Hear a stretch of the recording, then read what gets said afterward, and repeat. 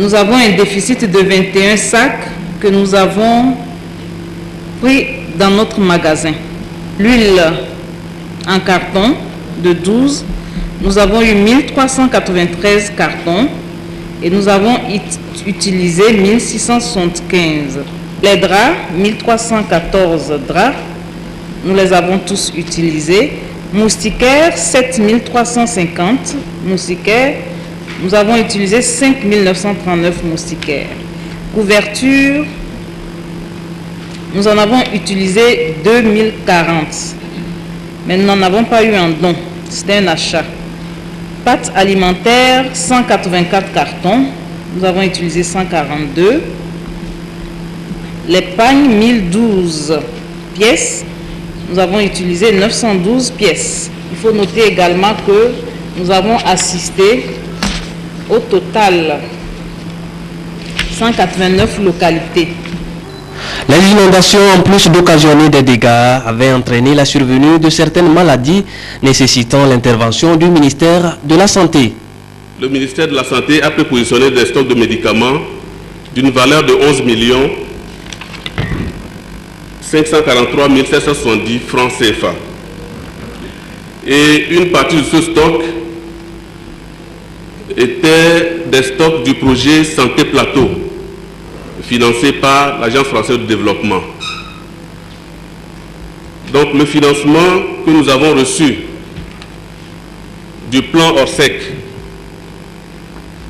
et qui nous a permis d'acheter des médicaments supplémentaires s'élève donc à 24 999 524 francs. Et sur le terrain, nous avons mis des équipes en place au niveau des centres d'accueil. Et ces équipes médicales ont eu à offrir des soins médicaux gratuits à nos sinistrés sur les pathologies suivantes: le paludisme, les infections respiratoires aiguës, les maladies cutanées telles que les dermatoses, et on a eu également 15 cas de varicelle et 3 morsures de chien qui ont été donc traités. Au total, si je veux parler dans les détails, le ministère de la Santé a eu à consulter 4 653 sinistrés. Le président de l'Assemblée nationale, El Hadj Abass Bonfo, tout en se félicitant de la présence des membres du gouvernement à cette séance plénière, a invité les populations à éviter de bâtir dans les zones inondables.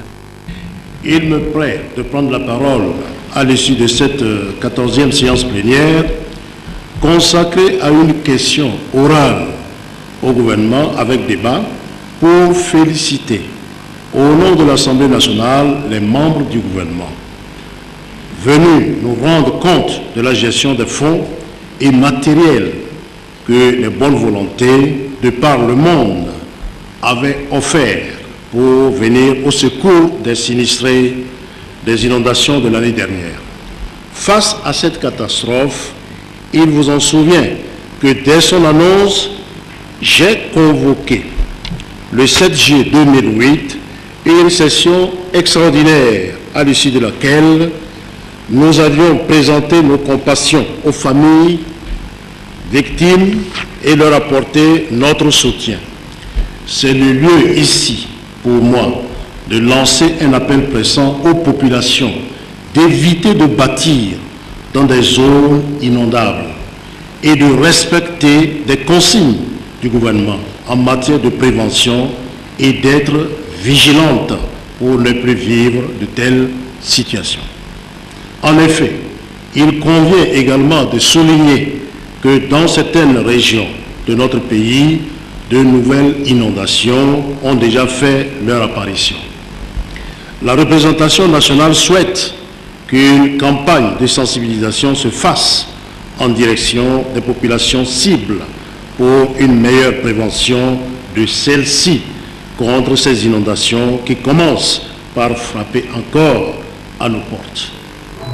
Pour prévenir les inondations, un document a été élaboré avec l'appui du PNUD. Il a aidé à la détermination des zones inondables, notamment dans les régions maritimes et des savanes, puis des besoins des populations en cas d'intempéries. Ce document, dénommé Plan de contingence, prévoit également des campagnes de sensibilisation à l'endroit des populations afin que celles-ci évitent de construire dans les zones inondables.